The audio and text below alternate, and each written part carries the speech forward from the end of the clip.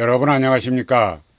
문재인 정권이 코로나19 전염병 유입원을 초기에 봉쇄하지 않은 책임을 면치 못하리라고 여깁니다. 중국에서 숱한 사람이 죽어나가는 그런 상황이었습니다. 그런데도 무슨 독감 정도인 듯 그리 대수롭지 않게 말하던 청와대와 민주당의 그 아니하고 무책임한 언행에 대해 여전히 괴로운 심정을 떨치지 못하게 됩니다. 그로 인해 사회 경제적 피해도 훨씬 늘어나는 결과를 초래하고 말았습니다.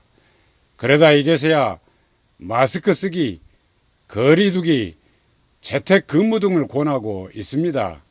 참으로 딱한 권력이라고 아니할 수 없습니다. 반면에 러시아와 몽골은 전염병 사태가 확산될 조짐을 보이자 서둘러 국경을 봉쇄했습니다. 그 때문에 안전지대가 됐습니다. 심지어 중화권인 대만, 홍콩, 마카오, 싱가포르 등도 중국에서 확진자가 늘기 무섭게 국경을 봉쇄했습니다. 한국보다 확진자가 먼저 발생을 했으나 그러나 한국보다 발빠르게 대처함으로써 전염병 감염을 최소화할 수 있게 된 것입니다. 그런데 우리는 도대체 어땠습니까? 중국 우한에서 숱한 사람이 죽어나가던 상황에서도 모두 문을 열어 놓았습니다. 그러다 때늦은 2월 4일부터 차단에 들어갔던 것입니다. 늦어도 한참 늦었던 것입니다.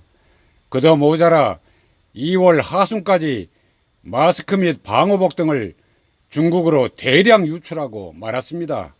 그로 인해 우리 국민은 지금도 줄을 서서 그렇게 마스크를 사야 하는 가운데 있습니다. 미국이든 중국이든 정교한 외교는 실종된 채 그저 4대 근성만 남은 한국 정치의 막장 현주소인 것입니다. 그렇듯 문재인 정권의 안이하고 무책임한 작태로 인해 지금 서민들 삶이 나락으로 떨어지고 있습니다. 그야말로 국가 전체가 비상한 그런 위기 상황 가운데 처해 있는 것입니다. 이에 따라 문재인 정권이 현금 100만 원 또는 상품권 혹은 건강보험료 석 달 면제 등 지원 방안을 두고서 왔다 갔다 하는 듯 싶습니다. 그러나 여기서 건강보험료 석 달 면제는 대체로 부자들에게는 큰 혜택이 될 수도 있습니다. 반면에 당장 살아가기 급급한 서민들에겐 피부에 와닿는 일이 아니라고 여깁니다. 위기 가운데서 더욱 도드라지고 있는 한국 사회의 극단적 양극화는 그야말로 부끄러운 자화상이 아닐 수 없습니다. 거기 더해 전염병 사태가 장기화되면서 서민들 삶이 심각한 위기 가운데 직면해 있습니다.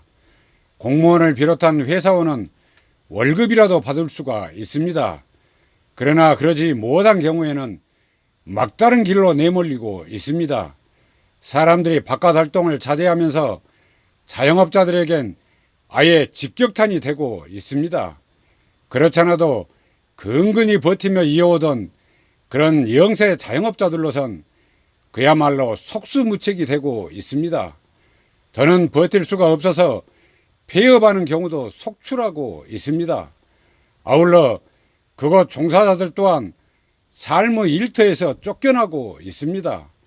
그렇다고 이들이 고용보험에 가입할 수 있는 경우도 아니어서 그 어려움이 더욱 가중되고 있는 듯 싶습니다. 그에 따른 정부 대책이 나오긴 했습니다만 현실성 측면에서 크게 결여되어 있다는 지적이 높습니다. 매출이 1년 전보다 10% 이상 줄어든 사실을 입증하면 긴급 대출을 받을 수 있게 된 점은 좋다고 여깁니다. 그런데 이를 집행하는 창구에는 상담 수요가 몰리면서 한 달 가까이 기다려야 하는 실정에 있습니다. 따라서 시중은행에 상담 업무 등을 위탁하고 있다고 합니다. 그러나 은행에서도 상담을 받으려면 보통 2, 3일씩 기다려야 하는 그런 상황인 것으로 알려지고 있습니다. 그리고 서로 상담을 받고 또 대출 신청을 했다고 할지라도 그러나 이를 받기까지는 빨라야 달폭가량 걸린다는 것입니다. 우선 당장 급한 영세 자영업자들에겐 그야말로 정부 대책이 멀게만 느껴지는 그런 이유인 것입니다. 그런데 이마저도 한도가 거의 소진된 상태라는 것입니다. 사정이 이렇다 보니 제2금융권을 전전하는 그런 사람들이 늘고 있는 상태에 있습니다. 문제는 그로 인한 연쇄 파산을 야기할 수 있다는 점입니다. 이는 자칫 국가적 재앙으로 기결될 수 있다는 점에서 크게 우려스러운 점이 아닐 수 없습니다.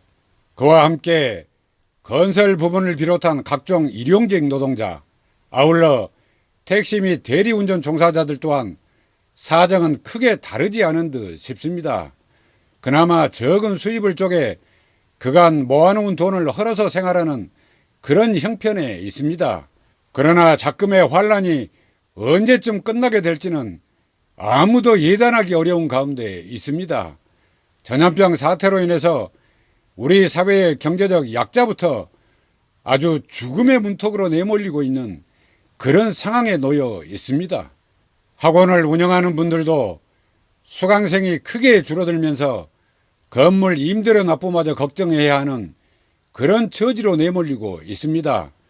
가정 방문을 꺼리는 상황인지라 학습지 교사 등도 크게 어려움을 겪는 가운데 있습니다.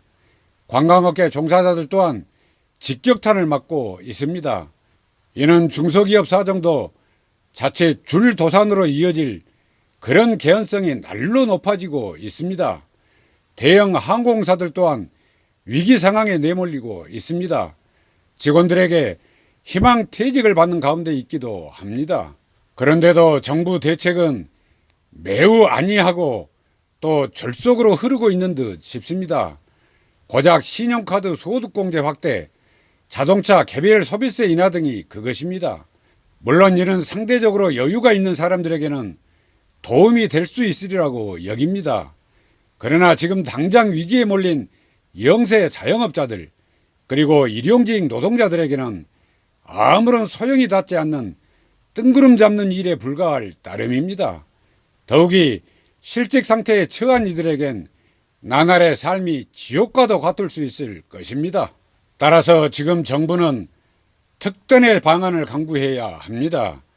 영세 자영업자를 비롯해 일용직 노동자 그리고 실직 상태에 있는 모든 사람을 대상으로 긴급 생계 자금을 풀어야만 합니다. 그들 모두에게 한시적인 기간을 정해서 직접 지원하는 방안이 적극 추진될 수 있어야 하리라고 여깁니다. 환란으로 인해서 끼니를 거르는 국민이 늘고 있는 상황에 처해 있습니다. 특히 부모 소득이 사라지면서 굶는 아동이 늘고 있다는 점은 치명적인 고통이 아닐 수 없습니다. 그래서 제안하고자 합니다. 우선 급하게 필요한 돈이 150조가량 되리라고 여깁니다. 석 달을 한시적으로 정한 금액이 그렇습니다. 문재인 대통령도 월급의 30%를 내놓겠다고 했습니다. 조배석 민생당 의원은 한 달치 세비 전액을 내놓기로 했습니다.